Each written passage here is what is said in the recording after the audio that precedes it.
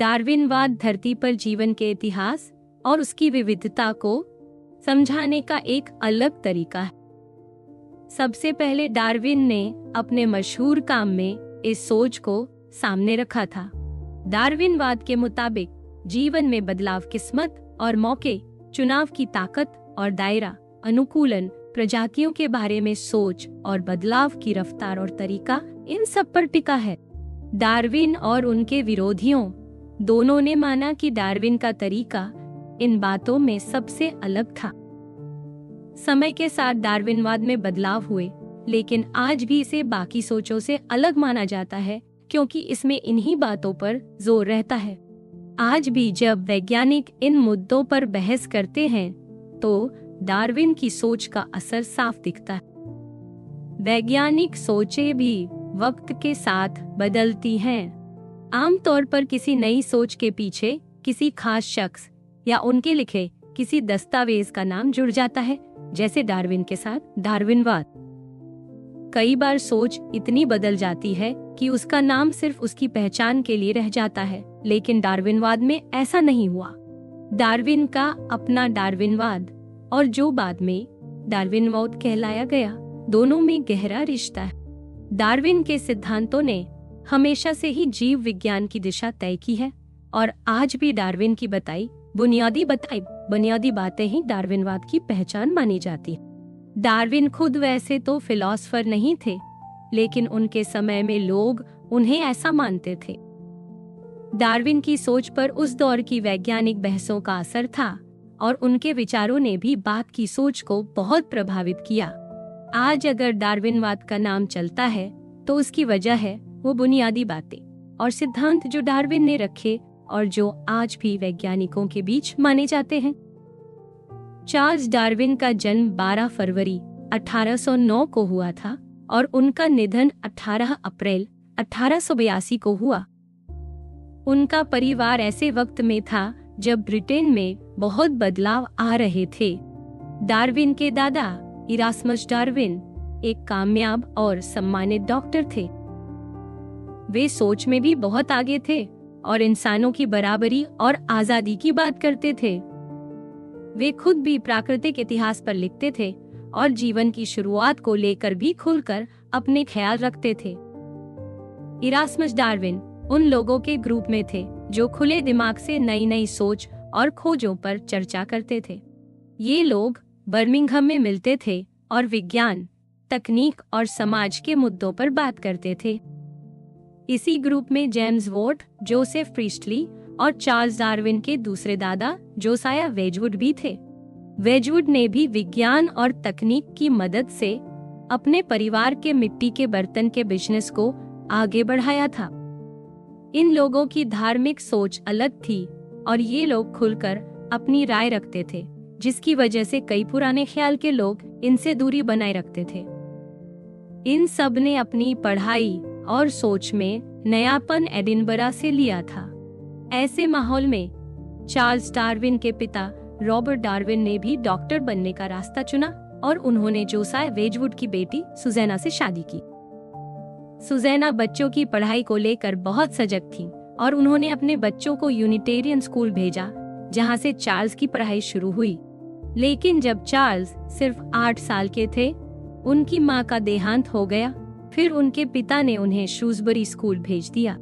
Charles को ये school बिल्कुल पसंद नहीं था और मौका मिलते ही वो घर भाग जाते थे।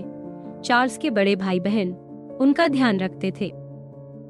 चार्ल्स और उनके भाई एरास्मस दोनों को केमिस्ट्री का बहुत शौक था। जब भाई कैम्ब्रिज चले गए तो दोनों के बीच चिट्ठियों में सिर्फ एक्सपेरिमेंट्स, केमिकल्स और नई खोजों की बातें होती थी। इसी वजह से स्कूल में चार्ल्स को गैस नाम से बुलाते थे। गर्मियों की छुट्टियों में चार्ल्स अपने पिता के साथ मरीजों के पास जाते थे। जब चार्ल्स सिर्फ 16 साल के थे, उनके पिता ने दोनों भाइयों को एडिनबरा भेज दिया ताकि वे डॉक्टर की पढ़ाई कर सकें। भाई को तो अपनी मेडिकल पढ़ाई पूरी करनी थी, इसलिए चार्ल्स को भी स्कूल से निकालकर एडिनबरा भेज दिया गया। शुरू में ही चार्ल्स ने समझ लिया था कि उन्हें डॉक्टर नहीं बनना है लेकिन विज्ञान में उनकी दिलचस्पी एडिनबरा में और बढ़ गई। यहाँ उन्हें केमिस्ट्री, भूगोल और शरीर की बनावट के बारे में अच्छे लेक्चर मिले। डॉक्टर रॉबर्ट ग्रांट के साथ काम करते हुए चार्ल्स को समुद्र में रहने वाले छोटे छोटे जीवों का अध्ययन करने का मौका मिला। ग्रांट ने उन्हें सूक्ष्मदर्शी के इस्तेमाल और छोटे जीवों को समझने की तरकीबें सिखाई। चार्ल्स एडिनबरा की एक विज्ञान सोसाइटी के मेंबर भी बन गए और यहाँ उन्होंने अपने रिसर्च के बारे में 2 भाषण भी दिए। समुद्री जीवों में उनकी दिलचस्पी पूरी जिंदगी बनी रही और बाद में उन्होंने इन्हीं जीवों पर बहुत बड़ा रिसर्च भी लिखा। जब चार्ल्स ने अपने पिता को बताया कि उन्हें डॉक्टर बनना पसंद नहीं है, तो उन्होंने कैम्ब्रिज यूनिवर्सिटी के क्राइस्ट कॉलेज में धर्म की पढ़ाई के लिए दाखिला लिया और वहां से पढ़ाई पूरी।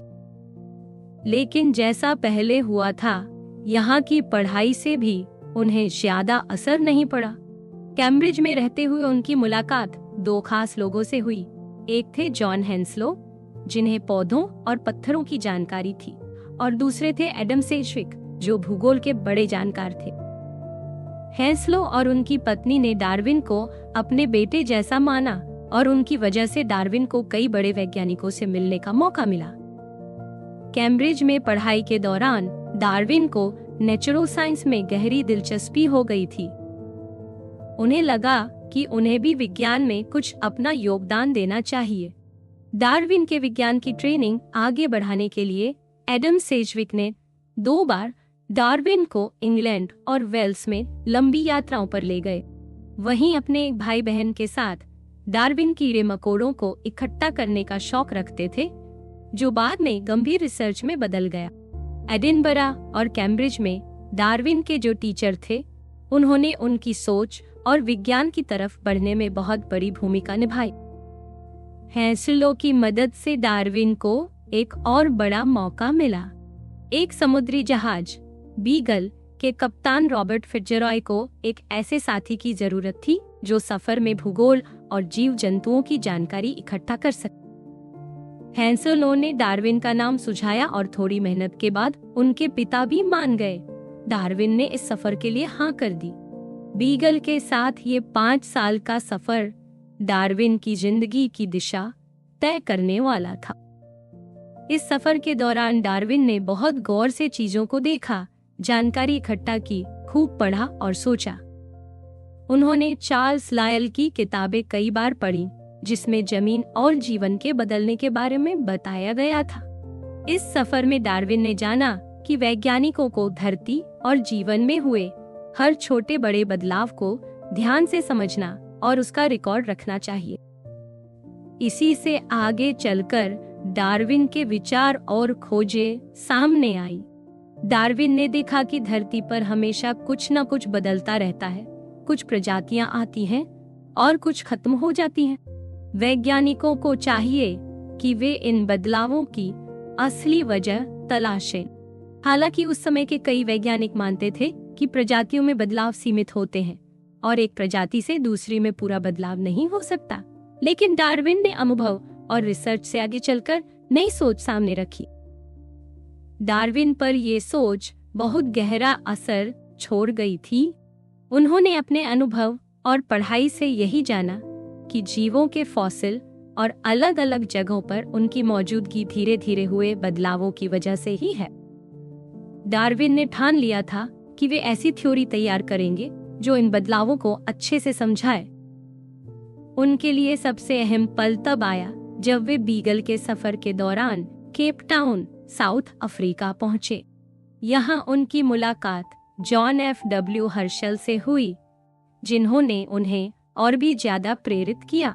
डार्विन अपने निजी नोट्स में लिखते हैं कि नई प्रजातियों का बनना बहुत बड़ा रहस्य है और इसका हल किसी प्राकृतिक कारण में ही छुपा है, किसी चमत्कार में नहीं। डार्विन को समझ आ गया था कि अगर धरती के इतिहास में कुछ पैटर्न दिखते हैं तो उसकी वजह सिर्फ ये है कि प्रजातियां धीरे धीरे बदलती हैं। उन्हें ऐसी प्राकृतिक और साफ वजह ढूंढनी थी जो आज भी देखी जा सके और जिनका वैज्ञानिक तरीके से पता लगाया जा सके। डार्विन के मन में ये सोच उनके खास टीचर्स और दोस्तों से आई थी और उन्हीं से उन्हें हिम्मत मिली थी कि वे अपनी बात आगे बढ़ाएं। डार्विन जानते थे कि उनकी सोच से पुराने ख्याल के लोग नाखुश होंगे। कई लोगों ने उनकी बातों को सिरे से नकार दिया, लेकिन डार्विन अपने रास्ते पर डटे रहे। उन्होंने माना कि हर बदलाव के पीछे कोई न कोई कारण होता है और इन्हीं कारणों को खोजने में उनका पूरा ध्यान था। डार्विन ने ऐसे कई वजहें गिनाई जो मिलकर इन बदलावों को जन्म देती है। डार्विन की सोच के मुताबिक हर प्रजाति में हर एक जीव थोड़ा थोड़ा अलग होता है। हर प्रजाति के जीवों की संख्या अगली पीढ़ियों में बहुत तेजी से बढ़ सकती है, लेकिन खाने पीने की चीजें, बीमारी और दूसरे खतरों की वजह से हर कोई बच नहीं पाता। इसी वजह से जीवों के बीच जिंदा रहने के लिए होड़ होती है। कुछ जीवों में ऐसे बदलाव होते हैं जो उन्हें बाकी से थोड़ा आगे रखते हैं, जैसे बीमारियों से बचाव या खाना ढूंढने की अच्छी क्षमता। ऐसे जीव ज्यादा टिकते हैं और उनके बच्चे भी उसी तरह के बदलाव लेकर आते हैं। इस तरह जो फायदे वाले बदलाव होते हैं वे धीरे धीरे आगे की पीढ़ियों में बने रहते हैं। इसे डार्विन ने प्राकृतिक चयन कहा। वक्त के साथ, खासकर अगर माहौल बदलता रहे, तो पूरी प्रजाति में ये बदलाव दिखने लगते हैं। अगर बहुत लंबा वक्त बीत जाए तो एक ही पुरानी प्रजाति की संतानों में इतना फर्क आ जाता है कि उन्हें अलग अलग नई प्रजाति माना जा सकता है। इसके अलावा कुछ बातें ऐसी भी होती हैं जो इन बदलावों को और बढ़ा देती है और बीच की किस्में खुद ब खुद खत्म हो जाती हैं। डार्विन की इस सोच में हर बात को जांचा परखा जा सकता है। यही वजह है कि कुछ लोग जो पुराने धार्मिक विचार रखते थे, उन्हें ये थ्योरी पसंद नहीं आई। लेकिन हैरानी की बात ये थी कि डार्विन के खुद के कुछ गुरु भी इस सोच से सहमत नहीं थे, जबकि उनका नजरिया भी काफी हद तक डार्विन जैसा था। इस थ्योरी में 5 बड़ी दिमागी उलझनें थीं। पहली बात थी संभावना और किस्मत की। डार्विन की थ्योरी में बार बार ऐसे शब्द आते हैं जिनमें लगता है कि चीजें होने की संभावना है, कोई पक्की गारंटी नहीं। मतलब अगर किसी जीव में कोई अच्छा बदलाव आ गया तो जरूरी नहीं कि हर बार वही जीव सबसे ज्यादा संतानें देगा। ये बस आमतौर पर होता है। हर बार हर हाल में ऐसा ही हो ये जरूरी नहीं। इसलिए डार्विन की सोच को एक तरह की आंकड़ों पर टिकी थ्योरी माना गया। ये एकदम पक्के नतीजे नहीं देती, बल्कि रुझानों की बात करती है। दूसरी बड़ी बात थी चयन की ताकत और उसकी सीमा। डार्विन की सोच में मुख्य बात यही थी कि कुदरत अपने आप चुनाव करती है कि कौन जिंदा रहेगा और कौन नहीं। कुछ लोगों को लगा कि क्या ये कोई बीच का कारण है जिसे भगवान ने तय किया है, या फिर ये बिल्कुल अलग है और पुराने ख्यालों से मेल नहीं खाती। क्या वाकई ये नई प्रजाति बना सकती है या फिर सिर्फ बनी बनाई चीजों में फर्क करती है? कुछ लोगों ने डार्विन के शब्द प्राकृतिक चयन को बदलकर सर्वाइवल ऑफ द फिटेस्ट कहा, यानी जो सबसे ज्यादा मजबूत होगा वही बचेगा। बहुत सारे लोगों ने सवाल उठाया कि क्या ये तरीका सच में इंसानों जैसे अलग बदलाव भी समझा सकता है, ये बस मामूली फर्क ही ला सकता है। डार्विन अक्सर प्राकृतिक चयन को ऐसे समझाते थे जैसे ये हर प्रजाति की भलाई के लिए काम करता है। इसी वजह से उनके कुछ साथी मानते थे कि डार्विन की सोच में हर चीज का कोई मकसद है, जबकि कुछ लोग कहते थे कि इस सोच से हर चीज का मकसद खत्म हो जाता है। इसको लेकर लोगों में काफी अलग अलग राय थी कि ये सही है या गलत। एक और बड़ी बात यह थी कि क्या कोई प्रजाति वाकई हमेशा के लिए एक जैसी रहती है या वक्त के साथ बदल सकती है। कुछ वैज्ञानिकों का मानना था कि हर प्रजाति का एक तय रूप और सीमा होती है जिसके आगे उसमें कोई बदलाव नहीं हो सकता। डार्विन की सोच इससे अलग थी। उनका कहना था कि अगर लंबा वक्त मिले तो छोटी छोटी अलग बातें ही आगे चलकर बड़ी और टिकाऊ किस्मों में बदल सकती हैं, फिर वही नई प्रजातियां बन सकती हैं। डार्विन के मुताबिक प्रजाति का स्थायी होना बस एक नजरिए की बात है, असल में उसमें बदलाव होते ही रहते हैं। डार्विन का मानना था कि हर एक छोटे बदलाव की भी अहमियत है, क्योंकि वहीं से आगे चलकर नई किस्में और प्रजातियां बनती हैं। उन्होंने ये भी कहा कि असल में प्रजातियों की कोई फिक्स्ड पहचान नहीं होती, ये बस हमारी सुविधा के लिए बनाई गई है।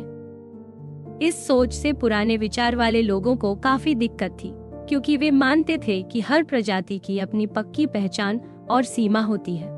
लेकिन डार्विन की नजर में अगर कोई चीज इतनी पक्की होती तो वक्त के साथ नई प्रजातियां बन ही नहीं सकती थी।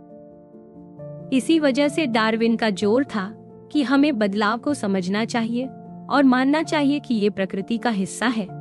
डार्विन की नजर में ये बिल्कुल आम बात है कि आज जिन जीवों को हम अलग अलग प्रजाति मानते हैं, वे सब धीरे धीरे बदलते हुए यहाँ तक पहुँचे हैं। किसी एक ही वर्ग के अंदर बहुत सारे जीव होते हैं जिनके बीच थोड़ा बहुत फर्क होता है।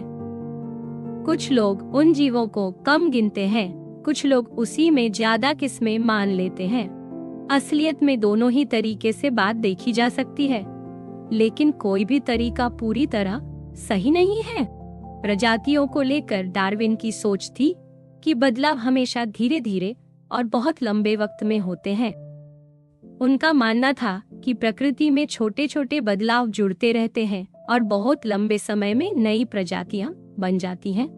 यही वजह थी कि डार्विन के विचारों पर आज भी चर्चा होती रहती है। विज्ञान में कई नई खोजें और तरीके आने के बाद भी बहुत से वैज्ञानिक आज भी डार्विन की सोच को ही मानते हैं। समय के साथ डार्विनवाद भी बदला है। अब वैज्ञानिक ये भी सोचते हैं कि क्या प्राकृतिक चयन सिर्फ हर एक जीव पर असर करता है या फिर ये पूरे समूह या किसी और स्तर पर भी काम कर सकता है। अब सवाल ये भी है कि बदलाव के पीछे और कौन कौन से कारण हो सकते हैं, जैसे कि कुछ बदलाव बस किस्मत या संयोग से हो जाते हैं। अब वैज्ञानिक ये जानना चाहते हैं कि चयन, अनुकूलन और फिटनेस जैसे शब्दों का आपस में क्या रिश्ता है और असल में बदलाव की ताकत कितनी है। इन सब बातों को लेकर आज भी वैज्ञानिकों में बहस चलती रहती है। सच बात तो ये है कि हर थ्योरी में कुछ चीजें हमेशा एक जैसी रहती हैं और कुछ बदलती रहती हैं। यही वजह है कि डार्विन की सोच आज भी जिंदा है और हर नई खोज के साथ उसमें कुछ नया जुड़ता रहता है। पिछले हिस्से में डार्विन की सोच से जुड़ी 5 बड़ी बातों पर चर्चा की गई थी। पहली, बदलाव में किस्मत और संभावना का रोल। दूसरी, चयन की असली ताकत। तीसरी, क्या चयन की असली ताकत। तीसरी, क्या चयन या अनुकूलन में कोई मकसद छुपा है। चौथी, प्रजातियों का असली वजूद और उन्हें कैसे समझा जाए। पांचवी, बदलाव का धीरे धीरे। डार्विन के बाद आई नई सोच, जिसे अक्सर नियो डार्विनवाद कहा जाता है। उसमें भी इन बातों पर डार्विन की सोच को ही अहमियत दी गई। ये हैरान करने वाली बात है कि इतने साल बाद भी डार्विन के दिए सवालों पर आज भी बहस उतनी ही तगड़ी है जितनी पहले। यही वजह है कि कई इतिहासकार और विचारक इन मुद्दों की जड़ तक जाते हैं ताकि असल उलझनों और उनके पुराने कारणों को समझा जा सके। असल में अगर इन बातों पर गहराई से समझना है तो जरूरी है कि कैसे और क्यों इन सब सवालों पर बहस हुई, उसका पूरा इतिहास देखा जाए। फिलहाल यहाँ सिर्फ उन्हीं बातों को आगे बढ़ाया जा रहा है जो सबसे जरूरी है।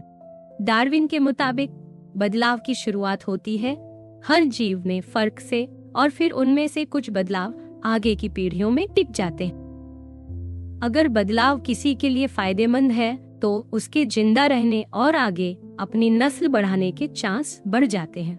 डार्विन यही बात कहते हैं कि कई पीढ़ियों में अगर किसी जीव में छोटा सा भी फायदेमंद बदलाव आ जाए तो वो आगे चलकर पूरी प्रजाति में फैल सकता है, क्योंकि वही जीव ज्यादा जिंदा रहेंगे और उनके बच्चे भी होंगे। यही असल में प्राकृतिक चयन की बुनियाद है और आज के वैज्ञानिक भी इस बात को मानते हैं। अगर किसी जीव में कोई अच्छी खूबी है तो उसके पास आगे बढ़ने का मौका ज्यादा होता है। डार्विन की सोच में बदलाव अक्सर किस्मत या मौका बनकर आता है, लेकिन टिकता वही है जो फायदेमंद है। इसी को आज भी वैज्ञानिक संभावना के तौर पर समझते हैं कि अगर कोई जीव माहौल में बाकी से बेहतर है तो शायद वही ज्यादा आगे बढ़ेगा। डार्विन की थ्योरी में हर चीज संभावना यानी चांस पर टिकी है। जैसे अगर किसी आबादी में 3 तरह के जीन के मेल हो सकते हैं, तो ये पूरी तरह संभावना पर निर्भर करता है कि किस तरह का मेल होगा। हर बार ये तय नहीं होता कि कौन सा मेल बनेगा, ये किस्मत और मौके पर होता है। वैज्ञानिक जब बड़ी आबादियों को देखते हैं तो जीन के अलग अलग मेल और उनमें बदलाव आने की गिनती करते हैं। इसमें बहुत सारी बातें औसतन या अंदाजे से ही पता चलती हैं, इसलिए यहाँ भी चांस का बड़ा रोल होता है। डार्विन ने भी कहा था कि अगर कोई जीव बाकी से बेहतर है तो उसके पास ज्यादा मौका है कि उसके बच्चे ये, लेकिन ये पक्का नहीं होता। इस वजह से प्राकृतिक चयन को भी संभावना की नजर से ही देखा जाता है। कई बार लोगों को कंफ्यूजन हो जाती है कि चांस और रैंडमनेस क्या है। कई लोग सोचते हैं कि अगर कोई चीज चांस से होती है तो उसमें कोई चयन यानी सिलेक्शन नहीं है। लेकिन डार्विन के हिसाब से दोनों साथ साथ चलते हैं। पहले बदलाव आते हैं जो कि चांस से होते हैं, फिर उनमें से कुछ टिकते हैं जो कि प्राकृतिक चयन से होता है। आज के वैज्ञानिक भी यही मानते हैं कि अगर बदलाव हो गए तो अब सवाल ये है कि वो बदलाव आगे भी रहेंगे या किस्मत से ही गायब हो जाएंगे, या फिर कुदरत के चयन से कोई खास बदलाव आगे बढ़ेगा। डार्विन ने भी कहा था कि कई बार ऐसा लगता है जैसे बदलाव बस किस्मत से हो गए, लेकिन असल में हम सिर्फ ये नहीं जानते कि वो क्यों हुए। ये जरूरी नहीं कि हर बदलाव के पीछे कोई वजह या मकसद ही हो। पहले के जमाने में लोग सोचते थे कि हर बदलाव किसी मकसद से होता है, लेकिन डार्विन ने ये सोच बदल दी थी। उन्होंने कहा कि जब हम कहते हैं चांस से बदलाव, तो इसका मतलब बस ये है कि हम उसकी असली वजह नहीं जानते। जरूरी नहीं कि कोई डिजाइन या योजना हो। डार्विन ने अपनी किताब में कभी किस्मत वाले बदलाव जैसे शब्दों का सीधा इस्तेमाल नहीं किया, लेकिन कभी कभी वो लिखते हैं कि अगर कोई फायदेमंद बदलाव अचानक आ जाए तो कुदरत उसे चुन लेती है। असल में डार्विन का मतलब ये था कि चाहे बदलाव किसी भी वजह से हो, अगर वो जीव के लिए अच्छा है तो समय के साथ वो टिकता चला जाएगा। यानी बदलाव किस्मत से हो या किसी और कारण से, असली काम प्राकृतिक चयन का है जो उनमें से अच्छे बदलाव को आगे बढ़ाता है। डार्विन के समय पर कुछ लोग चाहते थे कि वो किस्मत की जगह डिजाइन या योजना को माने, लेकिन डार्विन अपनी बात पर अड़े रहे। एक और सोच थी कि बदलाव माहौल के हिसाब से सीधा सीधा आते हैं। जैसे किसी चीज की जरूरत पड़ी तो शरीर में अपने आप बदलाव आ गया। लेकिन डार्विन का कहना था कि बदलाव बस यूं ही बिना किसी मकसद के आते हैं, और उनमें से जो ठीक होते हैं वही टिकते हैं। आज के वैज्ञानिक भी मानते हैं कि जीन में बदलाव किस्मत या मौके से आते हैं, उनका किसी फायदे से सीधा संबंध नहीं होता। अगर बदलाव किसी काम का नहीं है तो वो आगे नहीं बढ़ेगा। कई बार जीन में होने वाले छोटे छोटे बदलाव का कोई फायदा या नुकसान नहीं होता, वो बस आबादी में रैंडम तरीके से आ जाते हैं। जब बदलाव फायदेमंद हो तो चयन उसे आगे बढ़ाता है। जब बदलाव बेकार या तटस्थ हो तो वो भी कभी कभी सिर्फ किस्मत से ही आगे बढ़ जाता है। इसलिए विज्ञान में बदलाव का टिकना या मिटना सिर्फ चयन पर नहीं, बल्कि किस्मत, रैंडमनेस और आबादी के आकार पर भी निर्भर करता है। असल में अब वैज्ञानिक बदलाव के टिकने या खत्म होने को सिर्फ चयन या किस्मत से नहीं समझते, बल्कि दोनों के बीच का फर्क भी समझना जरूरी है। जब कोई बदलाव सिर्फ चांस की वजह से आबादी में बढ़ जाए तो उसे ड्रिफ्ट कहते हैं, और जब कोई बदलाव जीव के फायदे की वजह से टिके तो उसे चयन कहते हैं। दोनों में फर्क है, लेकिन दोनों का रोल अलग अलग है। इसी वजह से ये समझना जरूरी है कि बदलाव और चयन के बीच कैसे तालमेल बनता है और असली फिटनेस क्या है। यही आगे डार्विन की थ्योरी और आज के विज्ञान का मुख्य हिस्सा है। अगर मान लिया जाए कि फिटनेस को सही तरीके से मापा जा सकता है, तो सवाल ये है कि जीन या गुणों का बिना किसी चुनाव के आगे बढ़ना बदलाव में कितना असर डालता है। इस बात को सबसे पहले एक वैज्ञानिक ने बताया था कि अगर कोई जीन किसी फायदे या नुकसान से जुड़ा नहीं है तो वो भी सिर्फ किस्मत या मौके से आबादी में बढ़ सकता है, खासकर जब आबादी छोटी। अगर किसी प्रजाति की आबादी अलग अलग छोटे हिस्सों में बट गई हो तो उनमें ऐसे तटस्थ जीन के टिकने के मौके ज्यादा होते हैं। बाद में और भी वैज्ञानिकों ने इस सोच को अपनाया और माना कि कई बार बदलाव सिर्फ प्राकृतिक चयन से नहीं बल्कि किस्मत या संयोग से भी टिक सकते हैं। लेकिन डार्विनवाद का असली जोर इसी पर है कि बदलाव चाहे जैसे भी आए, असली गाइडिंग फोर्स फिटनेस यानी प्राकृतिक चयन ही है जो टिकाऊ बदलाव को आगे बढ़ाता है। अब अगर प्राकृतिक चयन की बात करें तो इसका मतलब ये है कि जो जीव सबसे मजबूत, सबसे फिट और सबसे अच्छा है वही सबसे ज्यादा जिंदा रहेगा और उसकी अगली पीढ़ी आगे बढ़े। अगर हालात मुश्किल हो या खाने की कमी हो तो कमजोर जीव अपने आप खत्म हो जाते हैं और मजबूत जीव बच जाते हैं। इसी वजह से जिनमें अच्छा बदलाव है वही आगे तक टिकते हैं। पहले ये बातें पालतू जानवरों में ही देखी जाती थीं, लेकिन डार्विन ने इसे कुदरत पर भी लागू कर दिया। डार्विन ने हमेशा प्राकृतिक चयन को एक ताकत के रूप में देखा जो फायदे वाले बदलावों को बचाती है और नुकसान वाले बदलावों को मिटा देती। डार्विन के मुताबिक किसी बदलाव का फायदेमंद या बेकार होना कभी कभी किस्मत की बात भी होती है, लेकिन असली काम चयन का है। प्राकृतिक चयन की सबसे बड़ी खासियत यही है कि ये जिंदा रहने और अगली पीढ़ी तक पहुंचने में मददगार बदलावों को आगे बढ़ाता है। इसी वजह से चयन और ड्रिफ्ट में फर्क भी यही है कि चयन सिर्फ अच्छे बदलावों को चुनता है, जबकि ड्रिफ्ट में कुछ भी बिना किसी वजह के आगे बढ़ सकता है। हाल के वक्त में कुछ वैज्ञानिकों ने डार्विन की चयन की थ्योरी को कई चुनौतियों से घिरा बताया है। ये चुनौतियां दो तरह की हैं। पहली, ये कहना कि प्राकृतिक चयन में कुछ सीमाएं हैं, और दूसरी, इसका दायरा बढ़ाना, जैसे कि चयन सिर्फ एक जीव पर नहीं बल्कि पूरी आबादी या और बड़े स्तर पर भी असर कर सकता है। कुछ मामलों में ये चुनौतियां बस ये बताती हैं कि थ्योरी कहाँ-कहाँ लागू होती है, लेकिन अगर ज्यादातर बदलाव प्राकृतिक चयन के बिना ही समझ में आ जाए तो ये सवाल उठता है कि क्या डार्विनवाद अब भी उतना जरूरी, या फिर अगर हमें प्राकृतिक चयन को समझाने के लिए थ्योरी की बुनियाद ही बदलनी पड़े तो ये थ्योरी डार्विनवाद नहीं, उसका नया रूप हो जाएगी। थ्योरी का असली मतलब तभी तक है जब तक उसकी बुनियादी बात वही है, वरना असलियत में वो बदल चुकी है।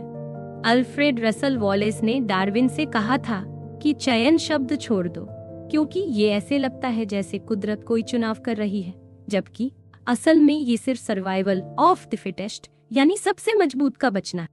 डार्विन ने भी बाद में इस बात को अपनी किताब में जोड़ दिया। वक्त के साथ वैज्ञानिकों ने सर्वाइवल ऑफ द फिटेस्ट के शब्द का कम इस्तेमाल करना शुरू कर दिया, लेकिन फिटनेस शब्द को बहुत अहमियत दी। विज्ञान में फिटनेस का मतलब ये है कि कौन सा जीन या गुण सबसे ज्यादा आगे बढ़ सकता है, यानी किसकी संतानें सबसे ज्यादा हों। सबसे ज्यादा संतान देने वाले जीन की फिटनेस एक मानी जाती है और बाकी की इससे कम। असल परेशानी ये है कि फिटनेस शब्द का इस्तेमाल दो अलग अलग तरीकों से हो जाता है। एक तरफ फिटनेस का मतलब है कौन सा जीन ज्यादा फायदा पहुंचाता है, और दूसरी तरफ बस ये गिनना कि किसका वंश ज्यादा फैला। अगर फिटनेस का मतलब सिर्फ ये रह जाए कि किसका वंश ज्यादा है तो फिर प्राकृतिक चयन और अनुकूलन का आपस में कोई सीधा रिश्ता नहीं रह जाता। इस वजह से कई बार फिटनेस, चयन और अनुकूलन जैसे शब्दों को सही से समझना जरूरी है, वरना इनका असली मतलब गड़बड़ हो सकता है। आज के समय में वैज्ञानिक मानते हैं कि कुदरती आबादियों में बदलाव कई बार बिना प्राकृतिक चयन के भी हो सकते हैं। कई बार ऐसा भी होता है कि एक साथ दो तरह की चयन की ताकतें एक दूसरे को रोकती हैं, जिससे आबादी में बदलाव नहीं होता। अगर सिर्फ ये देख लिया जाए कि आबादी में जीन का मेल बदल गया है तो ये जरूरी नहीं कि वो बदलाव प्राकृतिक चयन की वजह से हुआ हो। और अगर कोई बदलाव नजर नहीं आ रहा तो इसका मतलब ये भी नहीं कि चयन का असर नहीं है। आबादी का गणित और उसके मॉडल सिर्फ इतना बताते हैं कि किसी जीन की तादाद में बदलाव हुआ या नहीं, लेकिन ये नहीं बताते कि वो बदलाव क्यों हुआ, उसकी असली वजह क्या थी। असली ताकतें और वजहें कौन सी हैं, ये जानने के लिए और गहराई से सोचना पड़ता है। सिर्फ गिनती से सारी बातें साफ नहीं होती। प्राकृतिक चयन का असली मतलब तभी बनता है जब किसी जीव में कोई खास गुण हो और उसका माहौल उस गुण को टिकने या मिटने में असर डाले। कई बार आबादी में गुण तो बदलते हैं, लेकिन उसकी वजह चयन नहीं, कोई और बात हो सकती है। इसलिए अगर प्राकृतिक चयन को समझना है तो सिर्फ गिनती पर भरोसा नहीं किया जा सकता। असली बात यह है कि कौन सा गुण और किस माहौल में फायदा दे रहा है। यही बात डार्विन की सोच का असली हिस्सा है। डार्विन के मुताबिक प्राकृतिक चयन अक्सर एक जीव और उसके माहौल के बीच के तालमेल पर चलता है, लेकिन आज के कुछ वैज्ञानिक कहते हैं कि असली चयन जीन के स्तर पर ही होता है। यानी असल में जो चुनाव होता है वो जीन का होता है, बाकी सब तो उसके आगे पीछे के साधन। इस सोच के हिसाब से जीव अपने जीन के लिए बस एक साधन है ताकि जीन आगे की पीढ़ी तक जा सके। कई वैज्ञानिकों का मानना है कि समूह या आबादी के स्तर पर जो भी बदलाव दिखते हैं वो असल में जीन के स्तर के बदलाव की वजह से ही होते हैं। यानी प्राकृतिक चयन का असली असर जीन पर होता है और बाकी सब बातें उसके आसपास जुड़ जाती हैं। यही वजह है कि डार्विनवाद में अब भी इस बात पर बहस होती रहती है कि चयन असल में किस स्तर पर काम करता है। इस सोच को कई वैज्ञानिकों और विचारकों ने अलग अलग तरीके से चुनौती दी है। कुछ लोग इसे पूरी तरह डार्विन की असली सोच नहीं मानते, क्योंकि डार्विन के लिए असली फर्क ये था कि हर जीव अपने जीवन के हर मोड़ पर जो चुनौतियां आती हैं, उनका सामना कैसे करता है। यही बदलाव की असली वजह है। आज भी बहुत सारे वैज्ञानिक मानते हैं कि असली चयन तो तब होता है जब अलग अलग जीव अलग अलग हालात में अलग अलग तरीके से अपने आप को ढालते हैं। बदलाव का असली कारण जीव और उसके माहौल का ये रिश्ता ही है। डार्विनवाद को दूसरी ओर से भी चुनौती मिली।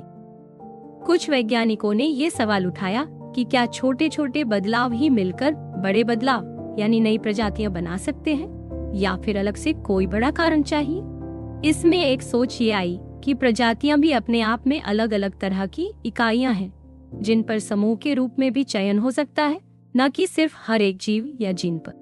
यानी कभी कभी पूरे समूह की खासियतें भी बदलाव की वजह बन सकती हैं, न कि सिर्फ किसी एक जीव या जीन की ताकत।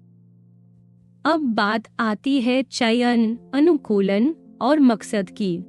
डार्विन ने खुद कहा था कि जब तक ये न समझा जाए कि इतनी सारी अलग अलग प्रजातियां कैसे बनी और उनमें इतनी सुंदरता और मेलजोल कैसे आया, तब तक कोई भी थ्योरी पूरी नहीं मानी जा सकती। यही डार्विनवाद की सबसे बड़ी बात थी कि एक ही नियम से सभी प्रजातियों में बदलाव और अनुकूलन दोनों को समझा जा सके। लेकिन कई लोगों को डार्विन की थ्योरी में किस्मत का बहुत बड़ा रोल समझ नहीं आया। डार्विन का कहना था कि अगर कोई भगवान या कोई शक्ति ये तय करे कि हर बदलाव फायदेमंद ही होगा, तो फिर कुदरती चयन की जरूरत ही नहीं पड़ेगी। असल में बदलाव पहले बिना किसी मकसद के आते हैं और फिर उनमें से जो फायदेमंद है वही आगे टिकते हैं। यही दो चरण वाली प्रक्रिया डार्विन की सोच की असली पहचान है। अगर कोई थ्योरी ऐसा नहीं समझा सकती तो वो डार्विनवाद नहीं मानी जा सकती। प्राकृतिक चयन के बारे में आजकल बहुत चर्चा हो रही है कि क्या इसमें सच में कोई मकसद या लक्ष्य छुपा होता है, या फिर ये बस ऐसा दिखता है। डार्विन की सोच में भी अक्सर ऐसा लगता है जैसे कुदरत हर जीव के भले के लिए काम कर रही है। ऐसा इसीलिए लगता है क्योंकि जानवरों और पौधों में जो भी बदलाव आते हैं वो उनकी जिंदगी को आसान या बेहतर बनाते हैं, तो आमतौर पर लोग मान लेते हैं कि बदलाव किसी खास मकसद से आए हैं। असल में ये सवाल बहुत चर्चा का विषय है कि क्या अनुकूलन में सच में कोई मकसद छुपा है या नहीं। डार्विन के हिसाब से कोई भी बदलाव तभी अनुकूलन कहलाता है जब वो प्राकृतिक चयन के जरिए आया हो। मतलब जीन में कई तरह के रंग या डिजाइन हो सकते हैं, लेकिन जो डिजाइन जीव को जिंदा रहने और ज्यादा बच्चे पैदा करने में मदद करता है वही टिक जाता है। जैसे एक रिसर्च में पाया गया कि कुछ मछलियों में ऐसा रंग था जो उनके शिकारियों को दिखता नहीं था, लेकिन उनके साथी मछलियों को बहुत पसंद आता। ऐसे में ये रंग मछलियों के लिए फायदे वाला हो गया। यानी बदलाव तभी तक काम का है जब वो जीव की जिंदगी और उसकी आगे की नस्ल के लिए फायदेमंद है।